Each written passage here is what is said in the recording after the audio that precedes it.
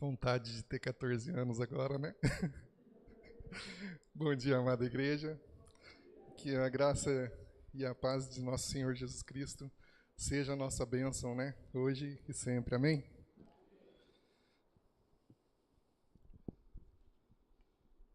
Bom, primeiro eu queria desejar, né, que sejam todos muito bem-vindos, né? Especialmente você que nos visita, né? Ou que participa através da internet. Sintam-se amados, acolhidos por toda a igreja. Obrigado pela presença neste momento de comunhão, onde a igreja se reúne para louvar, honrar, né, e glorificar o nome de Deus. E ainda, né, ser instruído pela sua palavra. Portanto, eu peço a você que não saia daqui com dúvida hoje, que nos procure após o culto, né, que teremos o maior prazer em esclarecer para você sobre o porquê fazemos e como fazemos, né? E talvez seja essa a sua primeira pergunta. Quem é a igreja do Senhor? Em 1 Pedro, no capítulo 2, versículo 9, diz que a igreja do Senhor é a geração eleita, sacerdócio real, nação santa, povo exclusivo de Deus, para anunciar as grandezas daquele que chamou das trevas para a maravilhosa luz. Amém? O versículo 8, ele diz o contrário daquele que não é a igreja de Deus. Depois vocês dão uma pesquisada lá para ver. Nesse momento eu convido a igreja e todos aqui em comunhão, né, a orarmos num só pensamento, né, para que o poderoso Espírito Santo de Deus realize em nós e através de nós a vontade de Deus. E no final dessa oração, você pode concordar, né, dizendo amém. Oremos ao Senhor. Amado Deus que está no céu, grandioso é o teu poder, Criador e governador de tudo e de todos, Deus de amor, Deus de misericórdia, Deus de instrução e justiça. Somente o Senhor é o Deus vivo e verdadeiro. Tem misericórdia de nós, perdoa nossas falhas, fortalece nossa fé, para que permanecemos sempre no teu reino de amor. Ensina-nos a resistir e fugir de toda tentação. Não permita que nos afastemos de sua presença, Senhor. Ensina-nos, através da tua palavra, a permanecer no Senhor. Que possamos crer e permanecer na mensagem do Evangelho. Que possamos confiar e ter fé na tua palavra, que verdadeiramente nos liberta. Que a tua palavra, Deus, ocupe totalmente o nosso coração e a nossa mente. Que possamos não dar liberdade ao pecado em nossas vidas. Que possamos ter arrependimento deles e que aceitemos Jesus Cristo, seu Filho, como Senhor e Salvador de nossas vidas. E que assim possamos crer e viver em comunhão no teu reino. Uma só família, um só corpo, uma só palavra, cheio de esperança, filhos eleitos pelo Deus vivo e herdeiros de sua promessa. E por Jesus Cristo, seu único Filho, nosso Senhor e Salvador, que oramos ao Deus Pai, ao Deus Filho e ao Deus Espírito Santo. Amém. Muito bom. Hoje nós vamos falar dos presentes de Deus aqui para nossas vidas. Vamos ver Mateus 6:36. Abram suas Bíblias.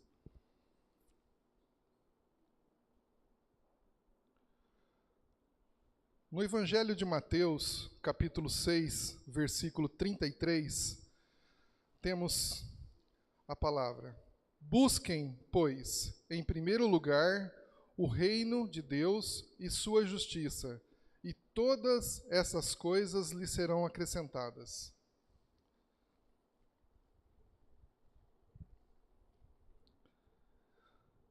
Talvez, no mês de dezembro, né, a gente consiga ver de maneira bem expressa, a maior demonstração de solidariedade humana, né? Porque todo mundo fala, né, do espírito natalino, todo mundo fala do nascimento de Jesus, né? Todos falam de Maria, né, a mãe de Jesus, trocam presentes, né, fazem festas, ceias que são verdadeiros banquetes. São generosos, né, com os pedintes, né, com os coletores de lixo, né, que passam à frente da nossa porta todos os dias. Mas vemos muitas gentilezas, muita gratidão, muita alegria, muita gente viajando, né? Aí talvez você me pergunte, mas qual é o problema disso? O que tem de errado nisso? E já se justifica dizendo, né? As pessoas planejam e esperam por este momento o ano todo.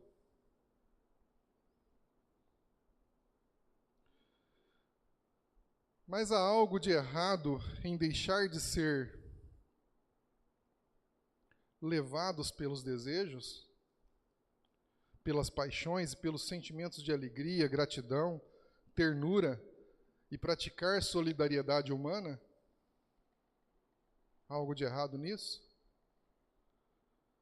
Quando nós vamos fazer alguma coisa ou qualquer coisa, devemos nos perguntar se é a vontade do Pai do céu?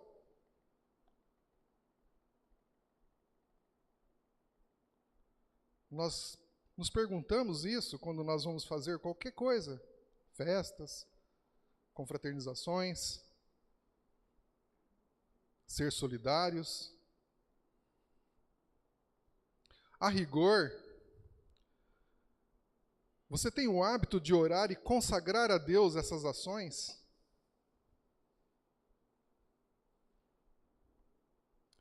Fazendo essas coisas, talvez você repense sua decisão sob a ótica das consequências que hão de vir. Tudo que nós fazemos nos trazem consequências. Tudo, absolutamente tudo. Se você planta amor, você colhe amor. Se você planta vento, você colhe tempestade.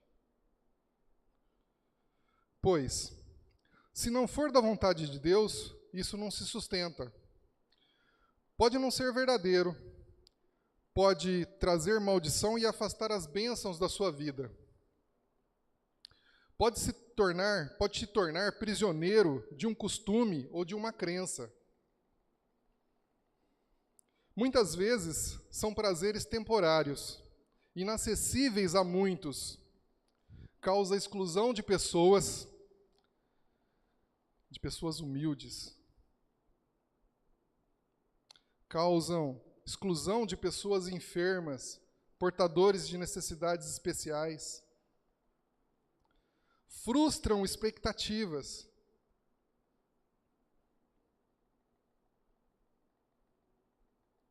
O presente pode não ser o que você estava esperando.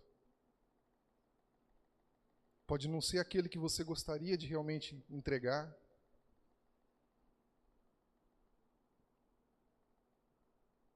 Olha a importância de consagrar a Deus as suas ações. Semeia discórdia. O dele é mais bonito, o meu é feio. Ele foi, eu não fui. Olha o carro do irmão. Olha a minha bicicleta. Contraria vontades. Eu não quero ir na casa da sua mãe. Eu não quero passar ceia lá. Eu quero ir na igreja. Eu quero estar com os irmãos em comunhão.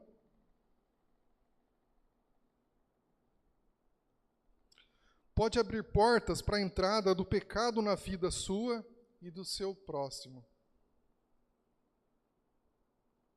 Nós precisamos ter o cuidado para que tudo que fazemos, e absolutamente tudo, não desviarmos da vontade de Deus.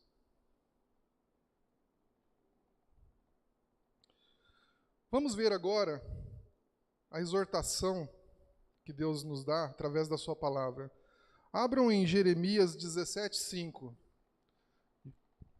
Jeremias, capítulo 17, versículo 5.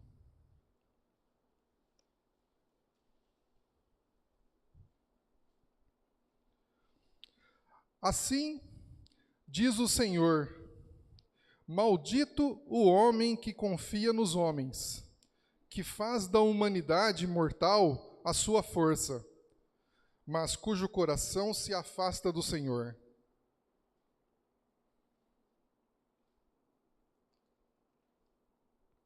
Nós fazemos para nos afastarmos do Senhor? Colocamos em prioridade as coisas do mundo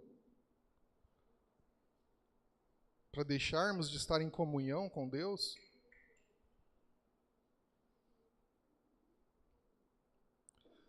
Ainda em Mateus capítulo 7, 21.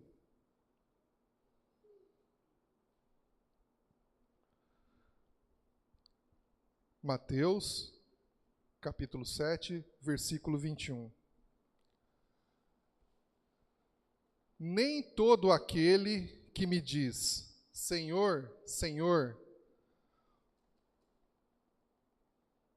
entrará no reino dos céus, mas apenas aquele que faz a vontade de meu Pai que estás no céu. A prioridade nossa é fazer a nossa vontade ou a vontade de Deus? O que nós colocamos na frente do nosso dia, todos os dias? Quando levantamos, acordamos. E por fim, vamos ver em João 8, João capítulo 8, versículo 47.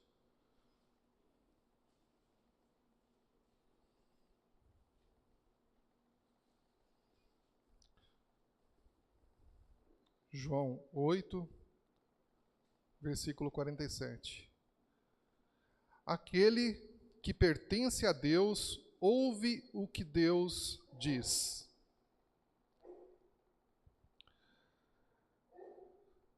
Muito bem. Vamos agora conhecer uma pequena cidade chamada Colosso. Fica perto de Éfeso, melhor dizendo. Fica perto de Éfeso. Ela foi habitada por povos gregos, judeus e frígios, que eram os nativos de lá. Essa cidade ela foi destruída por um terremoto na década de 60. Acredita-se que Paulo tenha ficado em Éfeso, cerca de 160 quilômetros de Colosso, por cerca de 3 anos, e a igreja de Colosso tenha sido fundada por Epáfras e Filemon, que eram 2 homens importantes de Colossos, que se tornaram cristãos e fiéis pregadores do Evangelho de Cristo e foram ensinados pelo apóstolo Paulo e passaram a levar a mensagem cristã na região de origem. Vejam nesta passagem agora. Vamos lá, Colossenses capítulo 1, versículos 7 e 8.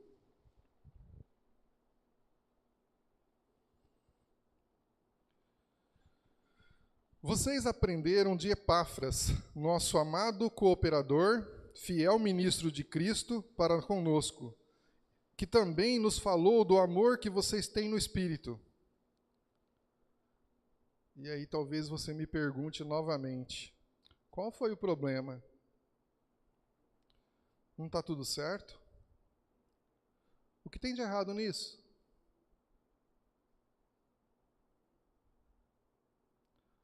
Observem essa frase. A cidade era habitada por povos gregos, judeus e frígios, que eram os nativos. Vamos pensar um pouco. Qual é o maior desafio do cristão convertido?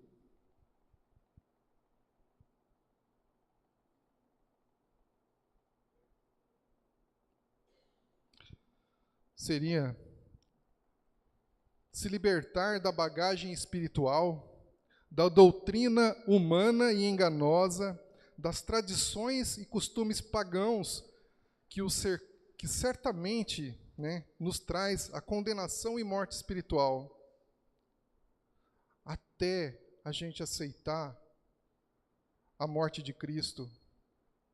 A gente carrega a bagagem do mundo, das doutrinas humanas por onde passamos. Mas depois que aceitamos a morte de Cristo, temos uma bagagem que nós precisamos jogar fora. Nascemos de novo. Somos crianças na palavra, no Espírito. Precisamos aprender tudo de novo. Ah, mas qual é o problema? O problema é que você não aprende isso fora do corpo de Cristo.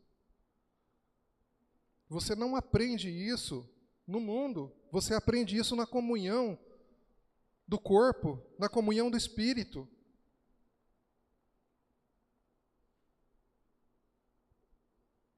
Onde está a tua prioridade nessa manhã? Onde está a tua prioridade todos os dias na sua vida? Observem. Quanto mais diversidade de povos e origem aceitam a cruz de Jesus e entram no reino de Deus, mais bagagens espirituais e crenças pagãs são ajuntadas durante a vida de morte. Você acredita que tudo que você ajuntou vai agregar na sua vida depois do batismo? É vida de morte, não vai te agregar nada. Você precisa abandonar essas coisas. Precisa se afastar disso.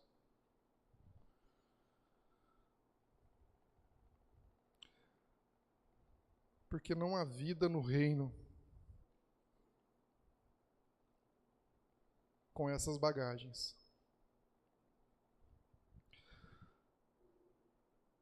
Você sabe o que é sincretismo religioso? Vou repetir. Você sabe o que é sincretismo religioso?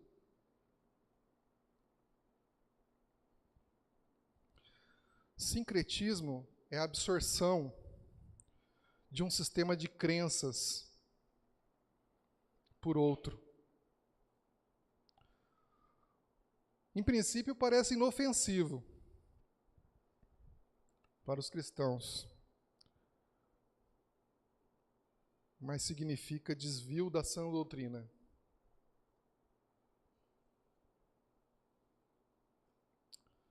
Vamos ver isso em Gálatas 2, 17 a 21.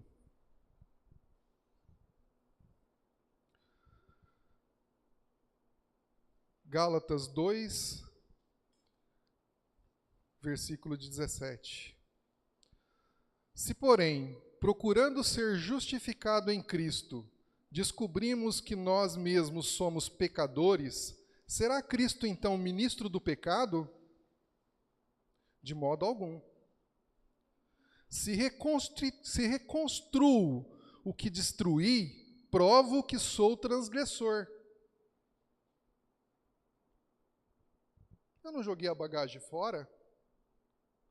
Porque eu estou recuperando essa bagagem e introduzindo ela no corpo de Cristo.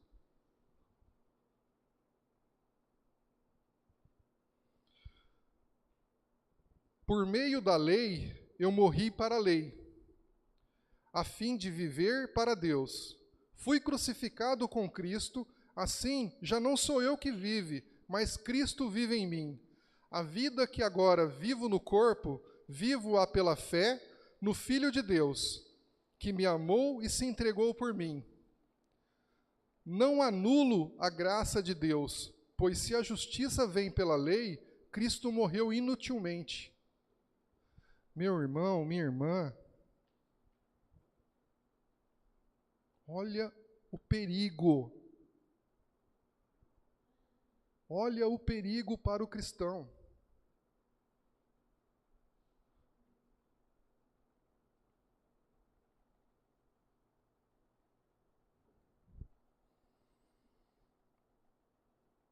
queremos praticar os mandamentos do Velho Testamento,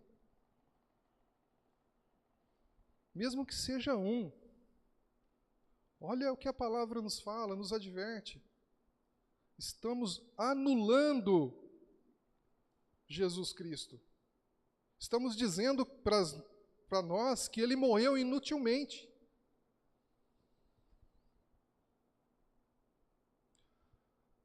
A aplicação do Velho Testamento era uma sombra do que haveria de vir. Não é a nossa lei. A nossa lei é Cristo. A nossa lei é o Evangelho de Cristo.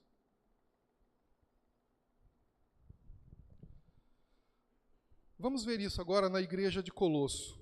Colossenses 2, capítulo 8 até o 17. Colossenses 2, capítulo 8, Colossenses capítulo 2, versículo 8 ao 17. Tenham cuidado para que ninguém os escravize a filosofias vãs e enganosas, que se fundamentam nas tradições humanas e nos princípios elementares deste mundo, e não em Cristo. Pois em Cristo habita corporalmente toda a plenitude da divindade. E por estarem nele, que é o cabeça de todo poder e autoridade, vocês recebem a plenitude. Nele também vocês foram circuncidados.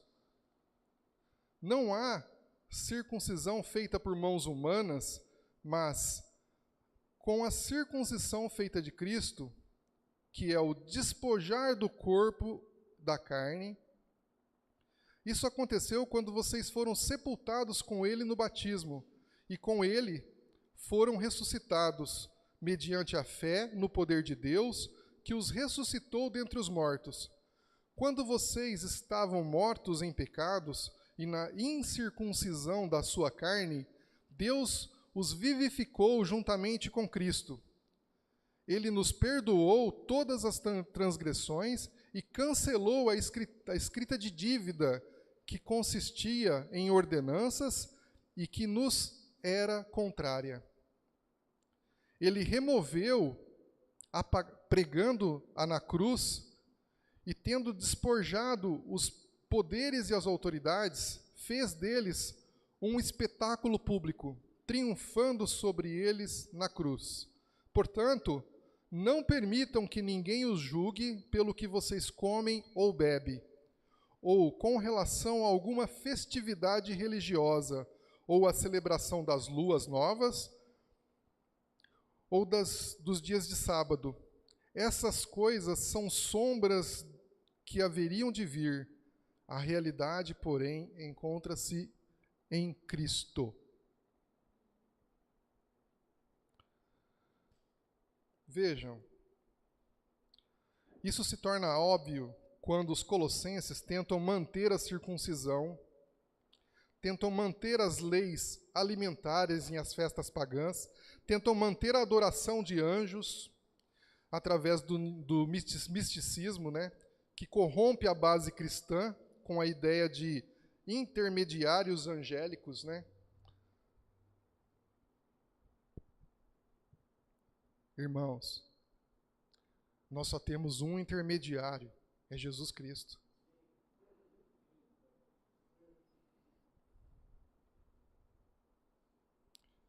Negando assim a supremacia de Cristo, que é o único caminho até Deus Pai. Amém?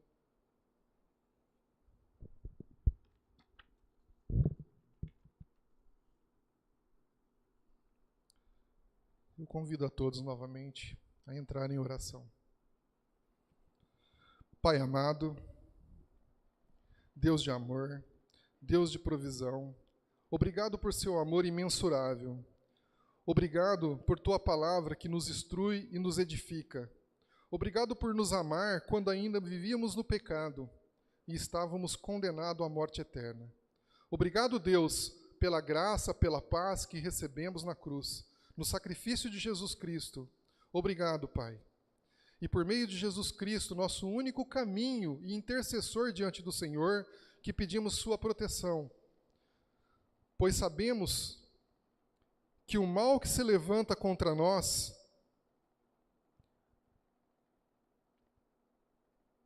mas cremos que ele não prevalece diante do Senhor. Cerca-nos com teu Espírito Santo, para que não viemos a desviar de Jesus, para que não abandonemos o caminho do teu reino. Abençoa cada palavra dessa mensagem do Senhor à sua igreja, que ela seja rocha, que ela edifique a mente e o coração de quem o Senhor já preparou para ouvir. É por meio e intermédio de Jesus Cristo, seu único Filho, nosso Senhor e Salvador, que nós oramos e agradecemos ao nosso Deus Pai. Amém.